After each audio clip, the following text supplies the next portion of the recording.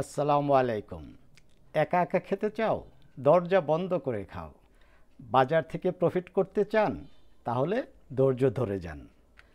হ্যাঁ, ধৈর্যটাই হলো প্রফিট করার মূল চাবিকাঠি, বর্তমান সময়ের জন্য উপযুক্ত।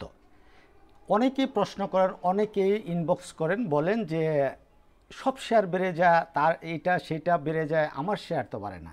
জি ভাই, আপনার শেয়ার বাড়বে তখনই বাড়বে যখন আপনার শেয়ারের ডিমান্ড ক্রিয়েট হবে। ডিমান্ড ক্রিয়েট না হলে শেয়ার দর বাড়বে না। আমরা গত 2-3 দিনে 7টা সেক্টরের অ্যানালাইসিস দিছি আপনাদের। আজ থেকে শুরু হলো, আজকেই মেবি এই 7টা সেক্টরের অ্যানালাইসিস থেকে যে কমেন্টগুলি পাইছি সেই কমেন্টের উত্তর আমি আপনাদের দেব।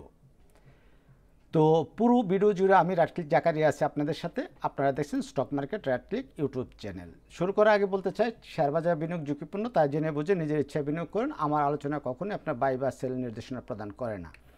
বাজার থেকে আমাদের প্রফিট না করার পিছনে মূল কারণ হলো আমাদের পাগলামি।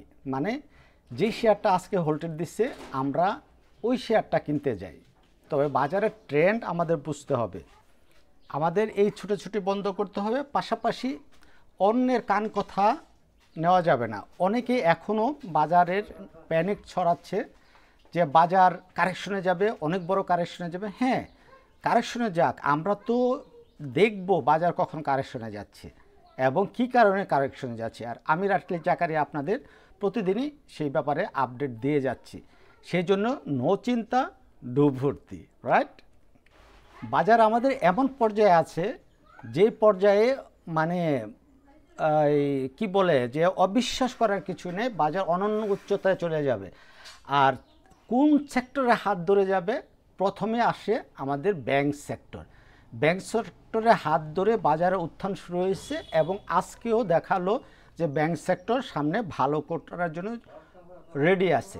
আর সেই ব্যাংক সেক্টর নিয়ে আমরা ভিডিও বানাইছিলাম গত পরশুদিন, 2 দিন আগে, এবং এর যে কমেন্টগুলি পড়ছে সেই কমেন্ট, প্রচুর কমেন্ট পড়ছে, মানে 37টা কমেন্ট, আনবিলিভেবল। আপনারা আমাকে এত পছন্দ করেন যে আপনারা সবাই কমেন্ট করে জানতে চাচ্ছেন। আর আপনাদের সেই লেখার কারণে, আপনাদেরকে সম্মান জানানোর কারণে আমি আসছি আজকে ব্যাংক সেক্টরের কমেন্টগুলি পড়ব এবং তার অ্যানালাইসিস দেব।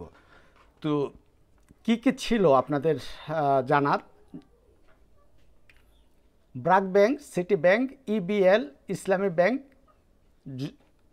Jamuna Bank, Uttara Bank, Pubali Bank, One Bank, Standard Bank, Rupali Bank, তারপরে হলো NCC Bank, Shahjalal Bank, Bank Asia, NRB Bank, Midland Bank, South East Bank. এই ব্যাংকগুলি সম্পর্কে জানতে চাইছেন আপনারা। চলেন আমরা চার্টে চলে যাই। সবচেয়ে বেশি রিকোয়েস্ট আসছে মিডল্যান্ড ব্যাংক নিয়ে। মিডল্যান্ড ব্যাংক নিয়ে আপনাদের অ্যানালাইসিস আমি দিছিলাম।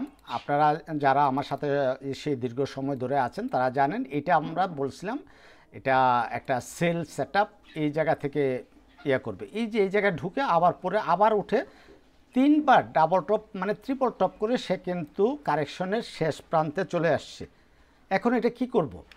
এই জোনটা হলো আমাদের ডিমান্ড জোন। আপনারা যারা জানেন এই জোনটা আমাদের ডিমান্ড জোন, এবং এই যে ক্যান্ডেল এই দিনই কনফার্ম করছে যে শেয়ারটা বাড়তে চায়। 11ই অগাস্ট আমরা ভিডিও করি নাই, যাই হোক আজকে পূর্ণাঙ্গভাবে বুঝিয়ে দিল শেয়ারটা বাড়তে চায়। সো আপনারা এই শেয়ারটা যদি কিনেন, একটু বড় স্টপ লস না ধরে আপনারা ছোট স্টপ লস ধরতে পারেন। 18 টাকা 40 পয়সা স্টপ লস ধরে আপনারা বাই করবেন। আর যাদের অলরেডি হোল্ডিংয়ে আছে ডেফিনেটলি তারা অ্যাভারেজ করবেন। মিডল্যান্ড ব্যাংক আমরা অ্যাভারেজ করব 20 টাকা 50 পয়সার উপরে ক্লোজিং নিশ্চিত হলে, আর 18 টাকা 40 পয়সার নিচে ক্লোজিং নিশ্চিত হলে আমরা স্টপ লস নিয়ে নিব। ব্র্যাক ব্যাংক দেখেন, ব্র্যাক ব্যাংক একটা বড় ধরনের একটা র্যালি দিয়ে সে শেয়ারটা এই জায়গায় আবার রিঅ্যাকুমুলেশন হচ্ছে। ডেফিনেটলি আমি মনে করি ব্র্যাক ব্যাংক 100 টাকার উপরে যেতে পারে। তবে এখন এই জায়গায় কিছুদিন ঘোরাফেরা করবে, আর যদি এই জায়গা থেকে নিচে নেমে যায়, মানে 65 টাকার থেকে নিচে নেমে যায়, তাহলে একটু লম্বা সময় হয়তো নিতে পারে আবার আপ মুভমেন্টের জন্য। সো যাদের হোল্ডিংয়ে আছে তারা কি করবেন, ব্র্যাক ব্যাংকটা হোল্ড রাখবেন, সেল দেওয়ার আপাতত দরকার নাই। 65 টাকার নিচে নামলে 50% সেল দিয়ে দেবেন। বাট লং টার্মে ব্র্যাক ব্যাংক শুধু না, BRAC Bank, City Bank, Eastern Bank মানে EBL, Prime Bank, Jamuna Bank, Shahjalal Bank, আরও কয়েকটা ব্যাংক, যে ব্যাংকগুলি খুবই ফান্ডামেন্টালি এবং তার গভর্নিং বডি অনেক স্ট্রং, সেই ব্যাংকগুলি ডেফিনেটলি উপরে যাবে, এইগুলি নিয়ে কোনো দুশ্চিন্তার কারণ নাই। আর বাজার যেহেতু আপট্রেন্ডে আছে, কম বেশি সকল ব্যাংকই আপট্রেন্ডে যাবে। সিটি ব্যাংক আমাদের এই যে একটা জোন ড্র করা আছে, তো এই জোনটা ছিল আমাদের প্রফিট টেকিং জোন, তারপর সে কারেকশন করে MA20 নিচে এসে আজকে একটা ভালো ক্যান্ডেল দিচ্ছে, যদিও গতকালকের ক্যান্ডেলটাই অ্যানশিওর করে দিল যে সেটা ভালো করবে। তো এইটাও রাখবেন, এইটা ব্রেকআউট যদি করতে পারে তাহলে সিটি ব্যাংক মেবি 40 টাকা বা তার উপরে চলে যাবে ইনশাল্লাহ। ইবিএল দেখেন অনেক লো প্রাইসে আছে, 45 টাকার ইবিএল এখন 25 টাকা আছে। সো এই ইবিএলও এই 45 টাকা বা তার চেয়ে তো বেশি যাবে, তাই অধৈর্য হওয়ার কিছু নাই। হোল্ডিংয়ে যাদের আছে তারা অবশ্যই হোল্ড করবেন। আর নতুন যারা কিনতে চান তাদের জন্য পরামর্শ হলো এই 25 টাকা স্টপ লস ধরে আপনারা ইবিএলটা কিনবেন। আর যখন ইবিএলটা এই 27 টাকা 50 পয়সা পার করবে তাহলে এটা বড় ধরনের একটা র্যালি করবে ইনশাল্লাহ। ইসলামী ব্যাংক আপনারা 44 টাকা স্টপ লস ধরে ইসলামী ব্যাংক ক্রয় করবেন, নো ডাউট ইসলামী ব্যাংক আপনাদের প্রফিট দেবে এবং ভালো প্রফিট দিবে। এবং যাদের হোল্ডিংয়ে আছে শেয়ার সেল করার কোনো যুক্তি নেই, কোনো দরকার নাই, হোল্ড করেন এবং ভালো প্রফিট পাবেন ইনশাল্লাহ। যমুনা ব্যাংক আমরা অ্যানালাইসিস দিয়েছি, তারপরও এক ভাই এই যমুনা ব্যাংক সম্পর্কে জানতে চাইছে, এটা আসলে আমি বুঝি না, ভিডিও দেখেন কি দেখেন না। আরেক ভাই লিখছেন মানে I think Jamuna is the best. হ্যাঁ, আমিও মনে করি যমুনা ইজ দ্য বেস্ট এবং লো রেটে আছে যমুনা ব্যাংক। আমরা অ্যানালাইসিসে দিচ্ছি 26 টাকা, কিন্তু এই 26 টাকা তো মিট করবে এবং আরও বেশি যাওয়ার অনেক পসিবিলিটি আছে। যাদের হোল্ডিংয়ে যমুনা ব্যাংক আছে অবশ্যই হোল্ড করবেন। আর গতকালকে আমরা বলছিলাম এই জায়গায় 20 টাকা 80 পয়সার উপরে ক্লোজ দিলে কিনে নেবেন এবং আশা করি আপনারা সবাই যমুনা ব্যাংক কিনেছেন। আল্লাহ ভরসা, আল্লাহ চাইলে আমরা প্রফিট পাবো।